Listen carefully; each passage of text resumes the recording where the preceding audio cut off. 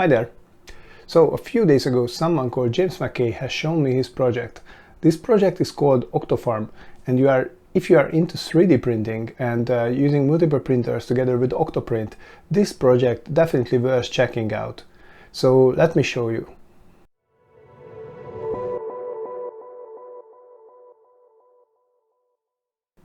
If you are a returning subscriber to my channel, you might have seen my video about running multiple instances of Octoprint via Docker. Now, basically James's project is something like that, but on top of it.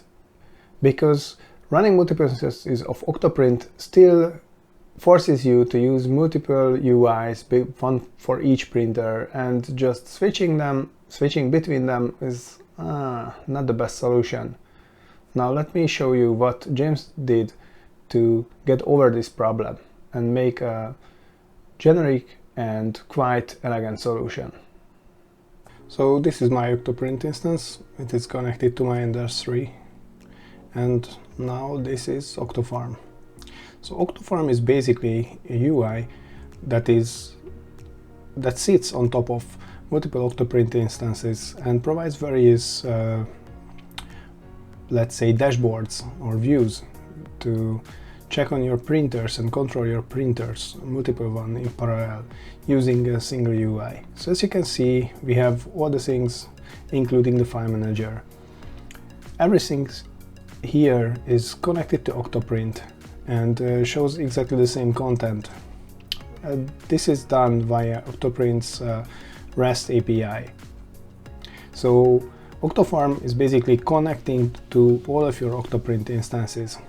Because of that, you don't have to have your Octoprint instances running in Docker. You can use Raspberry Pis or whatever, as long as OctoFarm is able to connect to them via normal IP network.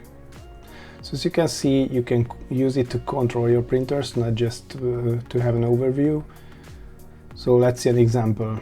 We have all the UIs here. I can turn on off the farms, fans, and yeah, I can move the print bed, I can do homing and stuff like that.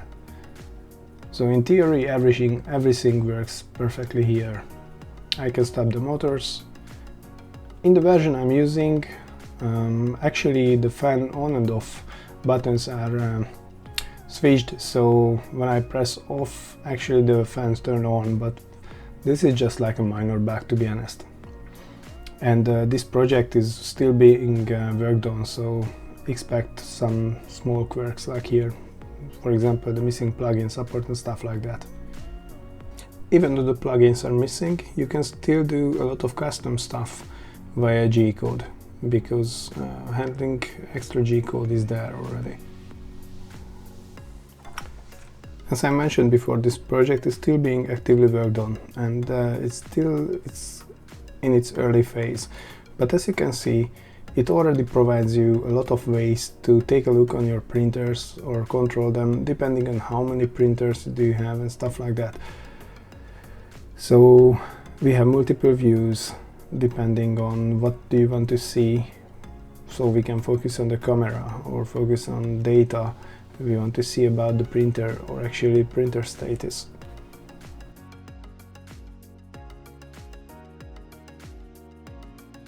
Even though you can customize most of the UI elements, you will see that most of the customization options right now are focusing on the printer, and at this moment you can change some of the settings of the UI, but not that much, which is enough from a functionality point of view, to be honest.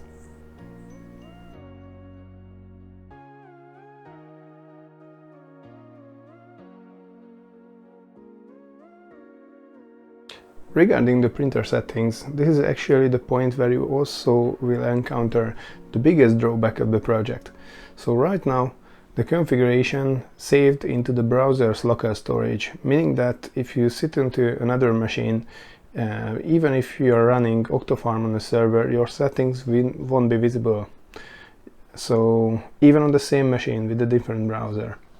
So James will definitely have to work on this to utilize some kind of database, even a custom database or a built-in one that just sits sits together with the application on the server.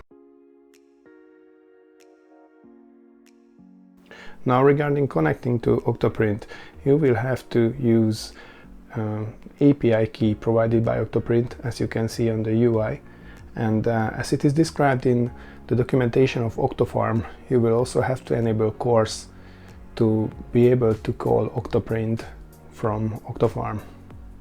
If you are using Cura, for example, to connect to Octoprint, then you probably have this setting enabled already. All the other settings you have to add for your 3D printer in OctoFarm basically just point to your Octoprint instance and to your camera feed.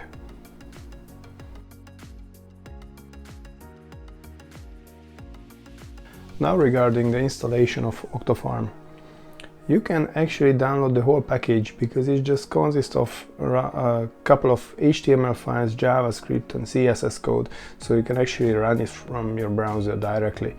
But if you want to go on a, let's say, more long-term solution, then you can grab the Docker container I've made for this project. It can be pulled directly from DockerHub, and it also contains a built-in server based on Nginx, so you can start using it from remote from your server right away. Have I mentioned that already, that the whole thing is open source? Everything is available, and while the source code of OctoFarm itself is a property of James McKay, the Docker file I made is just like public domain, so feel free to grab it, modify it to your liking. The project also comes with a nice wiki page which explains a lot about it, and it shows some great screenshots, actually way more than I could do, because apparently James had the opportunity to test it with multiple printers running. Right now I have a single operational printer, so that's why I couldn't demonstrate it. But yeah, and also he has a YouTube channel. You will see the link in the description, where you can see actual working videos about this software. And it's worth subscribing to see any updates he is releasing to the source code. In the future, I will maintain the Docker image, so probably I will try to keep up with his release of the source codes. So as a closing word, I would like to ask you about your opinion. So what do you think about OctoFarm? My opinion personally is that this project is really great, and at some point it will be definitely part of my tools of the trade, because I'm planning to buy a second printer, and at that point it will be just super convenient. But also I have to acknowledge that a lot of work needs to be done on it, but again, it has a lot of potential, and as you can see it on the related YouTube channel, it definitely needs more visibility and more support, and perhaps a community who can help with the development. Anyway, thanks for watching this short video. I hope you liked what you have seen here, and if you think so, then feel free to support this project. Hey, thanks for watching this video. If you liked it, hit like. If you want to help my channel and see more of my content, hit subscribe. If you want to check out behind the scenes and want to know more about me, then follow me on social media. You can find the links here. Thank you again, and see you next time.